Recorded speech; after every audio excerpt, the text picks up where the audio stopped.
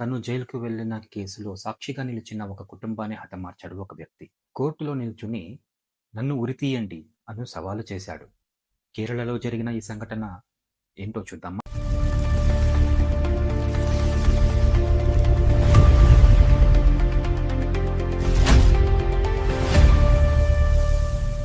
Welcome back to my channel Arun Geo pulse.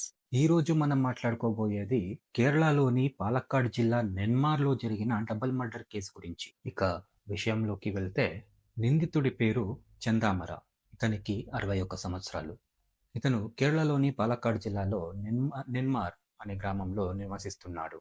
ఈ కథ 2019లోనే మొదలైంది. తన భార్య తనను వదిలి వెళ్ళడానికి కారణం సుధాకరన్ భార్య సజిత అని నమ్మి తనను హత్య చేశాడు. ఈ కేసులో అతనికి 2025 అక్టోబర్లోనే లైఫ్ ఇంప్రిజన్మెంట్ పడింది. సజిత హత్య కేసు విచారణ జరుగుతుండగానే చందామరకు బెయిల్ వచ్చింది. వచ్చి రాగానే బెయిల్ మీద బయటకు వచ్చిన అతను 27 జనవరి 2025న సుధాకరన్, అతని తల్లి లక్ష్మిని ఇద్దరిని హత్య చేశాడు. వీళ్ళిద్దరే సజిత హత్య కేసులో సాక్షులు. ఈ డబుల్ మర్డర్ చేసిన చందామర సమీపంలోనే ఉన్న అడవిలో దాక్కున్నాడు. పోలీసులు అతన్ని వెతికి పట్టుకుని అరెస్ట్ చేశారన్నమాట. ఈ డబుల్ మర్డర్ కేసు విచారణ 2026 ఫిబ్రవరి 26న ఫస్ట్ ట్రాక్ కోర్టులో మొదలైంది. 4 నెలల్లోనే పూర్తయింది. మొత్తం 81 మంది సాక్షులను ప్రాసిక్యూషన్ విచారించింది. నిందితుడి సొంత సోదరుడు, తోడికోడలతో సహా 4 సాక్షులు కోర్టులో వ్యతిరేకంగా మాట మార్చారు. బహుశా భయం వల్ల కావచ్చేమో. జూలై 13న Palakkad higher sessions court judge Kenneth George చందామరను దోషిగా ప్రకటించారు.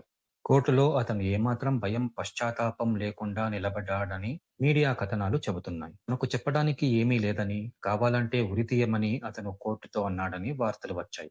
బాధితుల కుటుంబం సుధాకరన్ కూతుళ్ళు అఖిల, అతుల్య వీళ్ళు నిందితుడికి మరణశిక్ష విధించాలని కోరుతున్నారు. తీర్పు రేపు అనగా జూలై 15న వెలువడనుంది. ఒకే కుటుంబంలోని ముగ్గురిని పొట్టనబెట్టుకున్న ఈ కేసు కేరళని కుదిపేసింది. బెయిల్ నిబంధనలపై, జ్యుడిషియల్ సిస్టంపై చాలా చర్చలు జరుగుతుంది. మీ అభిప్రాయాన్ని కమెంట్స్లో చెప్పండి. వీడియో నచ్చినట్టయితే లైక్ చేయండి, ఛానల్ని సబ్స్క్రైబ్ చేయండి, పక్కనే ఉన్న గంట సింబల్ని నొక్కడం మర్చిపోకండి. Thank you for watching. Arun Geo pulse.